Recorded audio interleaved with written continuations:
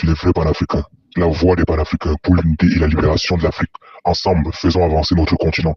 Si c'est ta première fois de tomber sur cette page, nous t'invitons à t'abonner et à cliquer sur la cloche de notification pour ne rien manquer. Anouma qui ne te demande rien, qui dénonce tes conditions de vie pour que tu vives mieux et bien. Alors quand tu es attaqué par les mêmes personnes que tu crois défendre, ceux de la République, le groupe auquel tu appartiens parce que tu as un petit poste, tu veux que Nouma te défende, tu veux que ma voix porte ton projet, tu veux que ma voix porte et essuie tes pleurs. Je vais le faire parce que ce n'est pas, ma logique n'est pas un registre des rancunes ou des règlements de compte.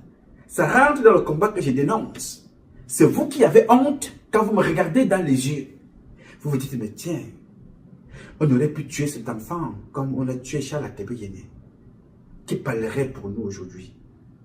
Qui portera notre voix? Aujourd'hui, quand on parle des Camerounaises et des Camerounais qui disent la vérité à Paul Biya, on parlera de Nouma, on parlera de mon grand frère Jipo Remingono.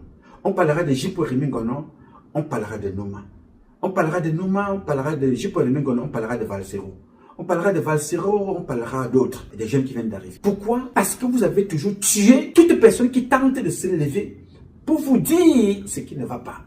Comme celle qui vient nous écrire là que Vondayolo n'a rien à voir avec tout ça. Voilà donc. Quand tu as dit ça, tu attends quoi? Qu'on dise que voilà, Nouma, tu as bien parlé et Vondayolo n'a rien à voir avec ça. Oui, Jipo, tu as bien parlé, Vondayolo n'a rien à voir avec ça. Non, Vondayolo a à voir avec ça. Au premier chef, il connaît la vérité de ce qui se passe au port. Vondayolo connaît la vérité de qui a tué Marilou. Vondayolo connaît la vérité de qui a tué Bibi Ngota. Vondayolo connaît la vérité de qui a tué Jules Komkom. Vondayolo connaît la vérité de celui qui a tué Martinez Zogo, Jean-Marie Benoît Mbala et les autres. Mais qui est Vondayolo? C'est un écancre comme moi. Il est au pouvoir. Il a la main sur la justice. Qui est Joseph Fouda? Qui est Amogo Bote? Qui est Ferdinand Gongo? Qui est Louis-Paul Motazé? Qui est Séraphin Magloire Fouda? Qui est Galaf Setoga? Qui est Mbargangele? Tous ces gens-là sont les parents de Marie-Louise Mbala. Ce ne sont pas des gens qui sont au ministère du Commerce, bien que c'est encore un Atangana qui est au ministère du Commerce. Mais ces gens que je viens de citer un peu plus haut sont des gens de la sécurité. Ils connaissent donc qui a tué.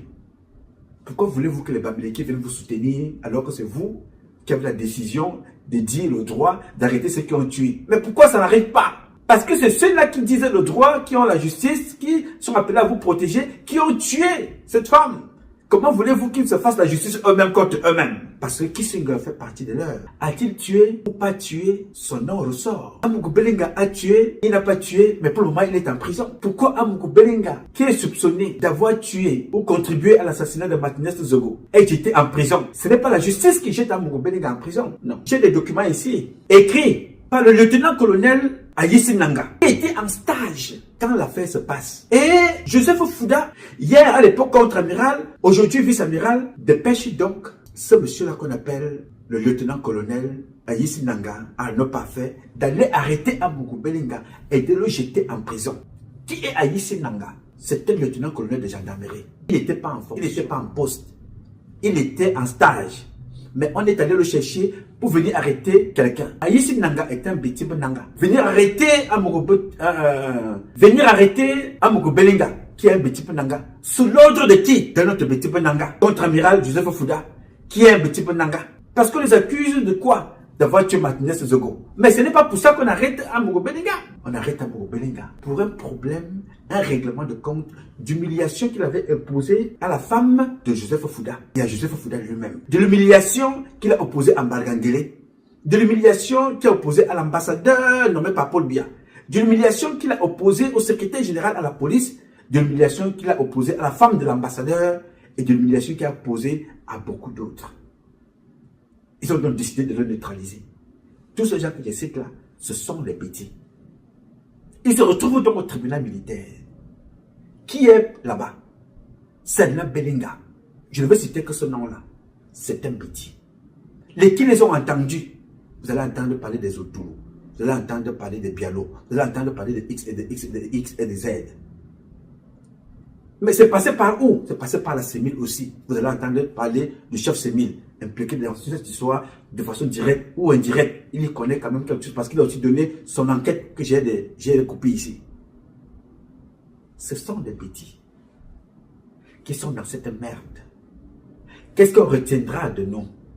Avoir été au pouvoir, s'entretuer, piller, voler, manger, se neutraliser, emprisonner, chercher les femmes avec des grosses fesses, aller chercher des marabouts, aller à les églises, boire le sang, aller se faire sodomiser dans des cimetières, détourner de l'argent pour aller garder à l'étranger, faire des marchés fictifs comme ce que vous venez de voir là, des documents comme ça là, qui ne servent absolument à rien, mais qui ruinent le peuple camerounais. Voilà à quoi nous avons servi. C'est ça, nous. Biya est donc otage d'un clan que lui-même il a minutieusement formé. Et ce clan-là a fait du peuple camerounais prisonnier d'un système politique mis sur pied par Paul Barthélémy Biya de lui-même. D'où ce que vous voyez là. Il n'y aura jamais justice. Tout du moins pas avec ces gens. Vous allez pleurer Marie-Lou, ça va vous passer. Si vous étiez associés à nous autres, quand on pleurait les autres, ces gens-là ne seraient plus aux affaires. Donc les Bamileke ont compris que vous êtes des écancres. Quand on peut se lever et vous dit qu'il est candidat dans le Fondi, il va arriver là-bas faire son one-man show. Oui, monsieur, et vous allez suivre, parce que vous êtes bêtes. Nous sommes bêtes. Oui, monsieur. Albert Zongang va se lever et vous dira que non, Paul Biya est là, c'est un voleur d'élection, c'est moi qui l'ai mis là. Mais Albert Zongang viendra demain, il viendra vous dire que venez me lire. Vous allez trouver des écancres, allez soutenir Albert Zongang. Parce que dans leur tête, vous êtes des bêtes. Et ils ont compris ça. Vous avez créé les divisions chez vous. Vous n'êtes pas capable de soutenir même vos artistes. Vous les insultez. Vous insultez tout le monde. Et vous ne vous posez pas de vraies questions. Qui sommes-nous? Qui sommes-nous réellement? Vous savez qui sont les écans dans ce pays? Vous savez qui sont les petits Benanga dans ce pays-là? Vous savez ce qu'ils ont fait dans ce pays? Vous ne le savez pas. Pourquoi sombrez-vous dans la facilité? Pourquoi sombrez-vous dans la mendicité? Les Bamileke ont compris que vous êtes bêtes. Nous sommes bêtes, inclus mi. Et écoute, tu parles à ces gens-là, tu les appelles en privé, tu leur parles, tu leur dis papa. Ceux qui ont fasciné ce monde-ci, c'est toujours parti d'une personne. Telle personne a créé l'ampoule, telle personne a créé l'ordinateur, telle personne a créé l'ascenseur, telle personne a créé la bougie, telle personne a fait ci, telle personne a fait ça. Pourquoi vous n'écoutez pas vos enfants? Parce que vous écoutez ceux qui viennent vous vendre l'ampoule, lampadaire à 1 million de francs CFA.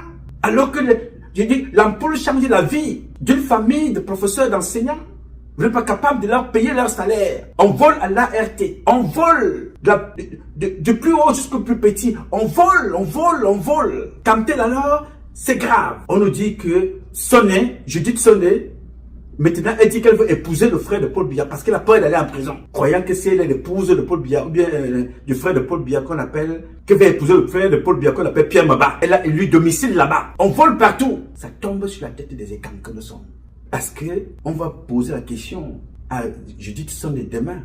Mais elle a servi le régime étant. Elle vous disait qu'elle répondait aux instructions de Ferdinand Gongo parce qu'elle appartenait à une telle organisation où il faut s'habiller en rouge, où il faut. Le capitaine Ibrahim Traoré est en train de reformer son pays. Je n'ai jamais vu ni sa femme ni ses enfants s'habiller en rouge ou je ne sais pas trop quoi. Nous les écans, nous sommes partout. On s'entretue. On a tout tué chez nous. Et tout le monde y est impliqué. Des chefs traditionnels qui les écoutent encore.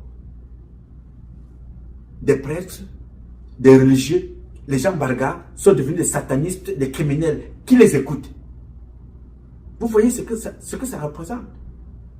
En plein Yaoundé, un écan a tué sa femme, Mbargomboa. C'est devenu la mode au Cameroun. Féminicide à gauche, féminicide à droite, on tue les femmes.